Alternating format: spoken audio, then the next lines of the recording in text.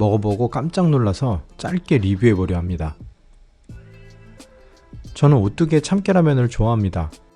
매운맛 일색인 라면 시장에 특색 있는 참깨라면은 출시 후 느리고 조용하게, 하지만 꾸준히 매니아층을 포섭해온 오뚜기의 자랑 같은 제품이니까요. 소비자들은 아무리 새로운 라면이 출시되어도 늘상 먹던 신라면, 진라면, 육개장, 짜파게티로 안전한 선택을 하곤 합니다.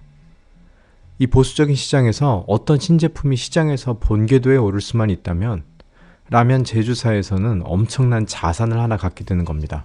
그렇게 3, 4위 업체는 주로 자극적인 신제품으로 시장의 이목을 빼앗으려 하고, 시장의 양대 강자인 농심과 오뚜기는 자기 시장을 지키려고 노력을 합니다. 그 보수적인 전략 중 하나는 신제품을 기존 인지도 있는 제품의 파생형으로 출시하는 것입니다. 신라면 레드, 신라면 제페토, 참깨라면 볶음면, 마열라면 등등이 그런 식입니다. 이들에게는 이렇게 하는 게 쉽고 안전한 선택입니다. 하위 업체가 뚫고 들어오기도 어렵고요. 그런데 오뚜기의 참깨라면 베리에이션을 보자니 엄청난 헛스윙을 보는 것 같습니다. 열려라 참깨라면도 예전에 먹다가 포기한 적이 있었는데, 최근 출시한 참깨라면 볶음면은 그보다 더한 괴작이 아닐까 싶습니다. 이 라면을 뜯으면 오리지널 참깨라면과 달리 바로 고소한 향이 올라옵니다. 갈색빛이 도는 이 면에는 그 유명한 오뚜기 참기름을 짜고 나온 업사이클링 원료 참깨박이 들어가 있다고 합니다. 오뚜기 참기름이 폐기물 처리 비용을 절감한 만큼 가격이 인하되면 좋겠습니다. 오리지널 참깨라면과 동일하게 계란 블럭이 들어있습니다. 유성 스프도 역시 진한 참기름 향이 나고요. 급하게 영상을 찍느라 스프를 자세하게 찍지도 못하고 비벼버렸는데, 이 빨간 분말 스프에서도 고소한 향이 납니다. 그러니까 계란 블럭, 면, 유성 스프, 분말 스프 모두에서 고소한 향이 진동하는 상황입니다. 볶음면이기에 물을 붓기 전에 미리 계란 블럭은 넣어놔야 하고요. 전자레인지 조리용이라고 뚜껑을 미리 떼어내면 안 됩니다.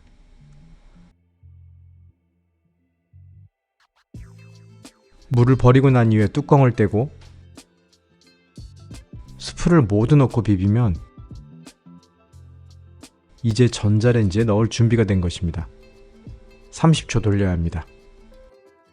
라면은 새빨갛지만 색감 대비 매운맛이 강하진 않습니다. 라면을 조리하는 동안에 계속해서 고소한 향이 진동을 하는데, 오리지널 참깨라면의 두세 배는 되는 것 같아요. 입에 넣는 순간 이 라면이 얼마나 빨리 시장에서 자취를 감출지 그려집니다. 고소한 맛이 정도를 넘어서 아예 다른 맛을 모두 가려버립니다. 매운맛은 허덕이고 라면 본연의 맛은 참기름에 범벅이 되어 있습니다. 계란 블럭은 왜 넣어준 건지 모를 정도로 느껴지지 않습니다.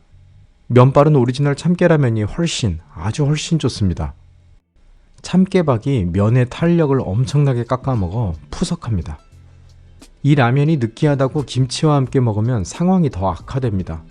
산미가 있는 김치를 먹고 나서 라면을 한 젓가락 더 먹으면 고소함에 미친 참기름 맛만 나거든요. 맛 밸런스가 정말... 자, 이렇게 표현하면 이해가 쉬울 것 같아요. 흰쌀밥에 고추장 한 숟가락, 참기름 한 숟가락을 넣고 맛있게 비벼 먹으려고 하는데 참기름을 그만 왈칵 쏟아버린 거예요. 버릴 수도 없고 아까워서 그냥 비벼 먹었더니 시뻘건 기름밥을 먹어야 하는 기분. 네, 바로 이겁니다. 오리지널 참깨라면은 특유의 고소함과 계란 풀어진 국물의 마일드한 조화, 감칠맛이 적절하게 어우러진 밸런스가 꾸준히 사랑을 받는 비결이었습니다. 그런데 오뚜기는 참깨라면의 고소함이 적당하다고 생각하지 않았던가? 참기름 공장 라인에 참깨 찌꺼기가 너무 많아 처분 대책이 필요했을지도 모르겠습니다. MZ세대 취향을 어디서 어떻게 취합했는지 모르겠습니다. 하여간 그들 입맛을 잡아보겠다는 욕심에 자사 스테디셀러의 강점을 폭파시켜버리는 오뚜기의 이 과감함. 심심하시다면 한번 경험해보세요.